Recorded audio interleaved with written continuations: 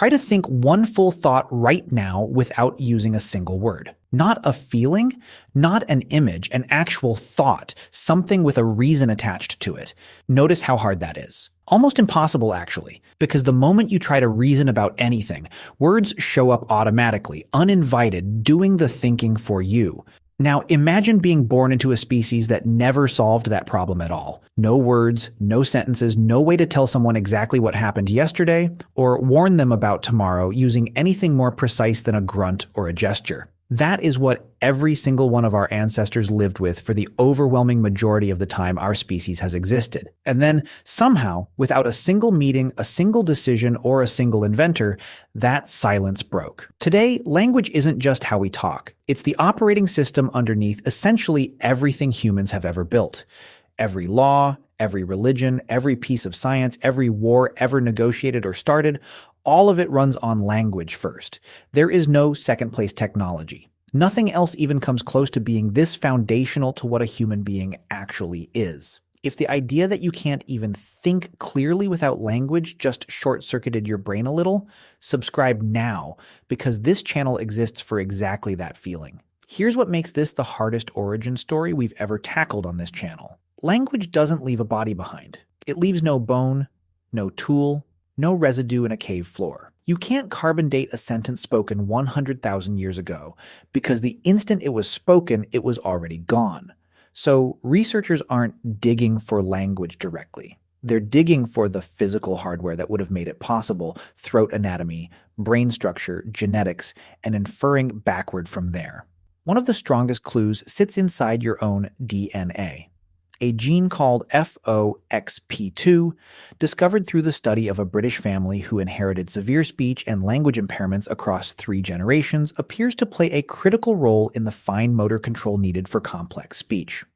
Researchers found that the human version of FOXP2 differs from the version found in chimpanzees by only a couple of amino acid changes, small differences with what appears to be an outsized effect. When researchers introduced the human variant into mice, the animal's vocalizations physically changed. It isn't the single language gene some early headlines claimed. Language is almost certainly built from many overlapping systems, but it's strong evidence that something in our biology was quietly reshaped specifically for the demands of speech. A 2-letter difference in a gene helped make you capable of everything you're hearing right now. If that gives you chills, drop a comment. I read everyone. The second major clue is anatomical, and it's genuinely strange. Deep in your throat sits a small, horseshoe-shaped bone called the hyoid, and it's positioned lower in modern humans than in most other primates, giving us a longer vocal tract capable of producing the wide range of distinct vowel sounds language depends on. In 1989, researchers excavating the Kibera cave in Israel discovered a remarkably well-preserved Neanderthal hyoid bone, and it turned out to be almost identical in shape and position to a modern human's. That single bone reopened an entire scientific argument. If Neanderthals had the anatomical hardware for complex speech, does that mean they had language too? Possibly independently, possibly inherited from a shared ancestor hundreds of thousands of years before Homo sapiens even existed. There is still no full consensus, but the bone alone was enough to make paleoanthropologists seriously reconsider who, exactly, was allowed to be called a speaking species. Here's where the story gets something even better than an ancient fossil. It gets a living, modern example of language being invented, from scratch, in front of scientists, within a single human lifetime.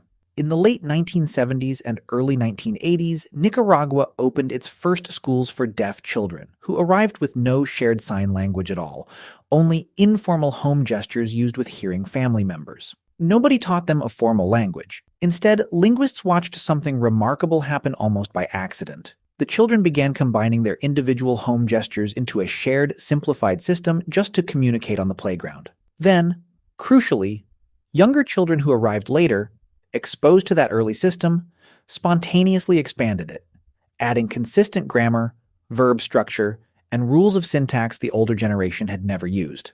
Within roughly a decade, a fully structured, grammatically complex language, now known as Nicaraguan Sign Language, had emerged entirely on its own. No inventor, no committee, just human minds, especially young ones, doing what human minds apparently cannot stop themselves from doing when given raw fragments of meaning to work with. If a language being born in real time in the 1980s sounds impossible, go watch our video on soap next. Same kind of feeling. A completely different everyday miracle nobody thinks about. That single case study reshaped how linguists think about the deep past. If children with zero formal instruction can spontaneously generate a full grammatical language within a decade, it suggests something powerful about how the very first human languages may have emerged tens of thousands, possibly hundreds of thousands, of years ago. Not as a single genius's invention, but as an almost inevitable outcome anytime human brains, wired the way ours are, get put in a situation where communication actually matters enough to demand it. Quick reminder if you're new here. Hit subscribe and turn on notifications. We take apart the history behind something you'd never think to question every single week. For most of that history, spoken language left the only trace it could: silence, followed eventually by writing, which is an entirely separate invention that came far later and was never universal the way speech was. Cuneiform in Sumer, hieroglyphs in Egypt, and independently, script systems developed in Mesoamerica. Each one a way of trying to freeze something that had always been temporary, air moving through a throat, into something that could finally survive. Writing is why we know anything about ancient thought at all. But speech itself, the actual invention this video is chasing, almost certainly predates every one of those writing systems by tens of thousands of years, arriving with no trace except the fact that we are all still doing it right now. And that is where this story turns the same direction as every other one on this channel. Because the same tool that let humans coordinate hunts, build cities, write laws, and pass down accumulated knowledge across thousands of generations is also the exact tool behind every lie, every piece of propaganda, and every large-scale deception in human history. Nothing else in nature can be manipulated at this scale using nothing but air and intention. A tiger cannot lie to another tiger about where the food is. A human can lie to an entire nation in a single sentence, and language is the only reason that's even possible. We invented the single most powerful tool our species has ever built, and it turned out to be exactly as dangerous as it is useful. So here's the honest answer, as honest as the evidence gets. Language wasn't invented once, by one person, in one place. It's written into a two-letter difference in your DNA.